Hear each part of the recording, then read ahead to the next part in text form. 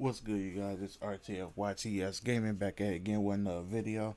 Today we got WWE 2K23 free roster additions, bonus DLC characters, and future updates and more from Smack Talks. Let's get right into it. Make sure you hit that like button, subscribe if you are new, and let me know how my audio is sounding because I got a new mic and everything.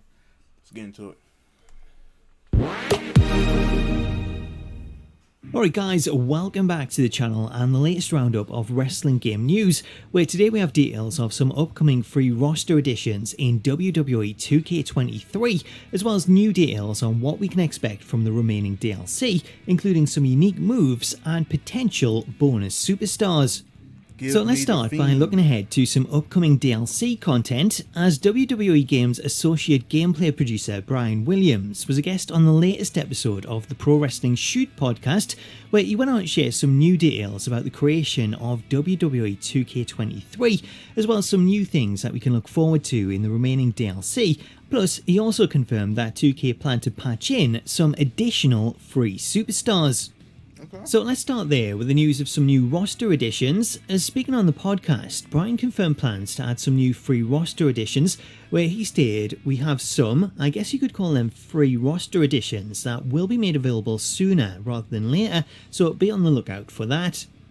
While Brian didn't state any names, the roster additions that he's likely referring to are Candice LeRae and Mia Yim, as models for those stars were recently patched into the game as part of patch 1.08, though currently both models are hidden and only accessible on the PC version using mods, though modders within the community, such as What's the Status, have been able to unlock them ahead of time and share them to community creations, allowing players to download them ahead of any official release. So given Brian's comments, it's likely that these stars are the ones that he's referring to, though they may not be the only new additions, as alongside Mia and Candice, data miners within the community have also unearthed new placeholder slots for Uncle Howdy and The Fiend, with both of these characters set to be labelled as part of DLC Pack 4, which is the Bray Wyatt pack, though officially that pack is only stated to contain Bray Wyatt, Blade Davenport, Joe Gacy, Valhalla and Zeus. So given the addition of these new slots, it's likely that we'll see both Uncle Howdy and The Fiend added to the pack, as it would make sense to offer them up alongside Bray Wyatt and give players another reason to buy it.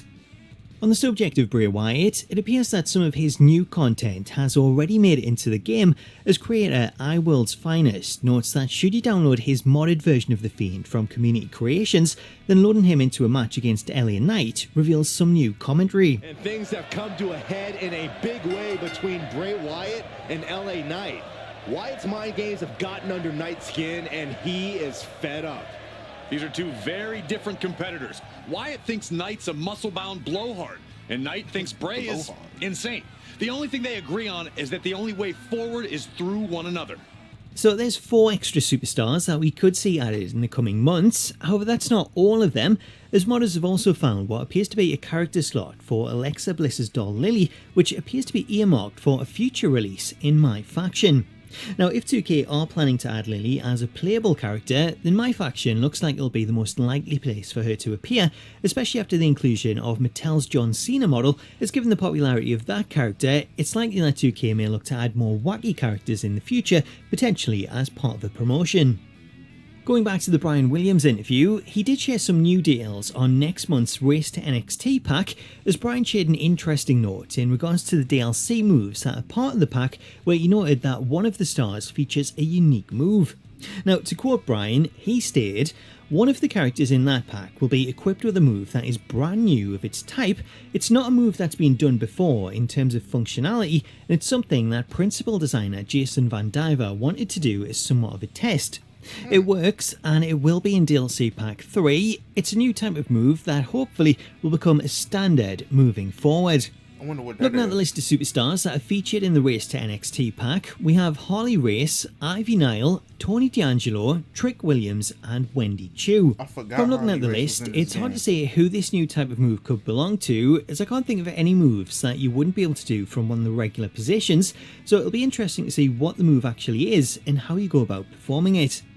Another confirmation for the upcoming DLC came in regards to DLC Pack 5's Wade Barrett, as Brian was able to confirm which version of Barrett we'll see, noting that the version included in the DLC is set around 2012, which is somewhere in the middle of the Nexus and Bad News Barrett. Speaking on the mocap for Barrett, Bryan did confirm that when they mocapped his entrance, it did include the jacket and the rose that he wore, so it's likely that Barrett's entrance will see him smelling the rose before then throwing off the jacket as he makes his way down the ramp. As for other details on the DLC, Bryan talked about how the team have been wanting to include some new legends that have never appeared in the series, such as Harley Race and Virgil, so that players can get some new legends rather than paying for stars that have already appeared in the series, with Bryan also noting that they're trying to include as many new moves as possible, with DLC 3 set to feature a high of 52 new moves spread across 5 new superstars. As for the interesting notes coming out of the interview, Bryan confirmed that Universe Mode was completely rewritten for 2K23 and that he expects to see the rivalry feature expanded upon in the future, as having rewritten the mode, it'll now be a lot easier for the team to make changes and add in some new features.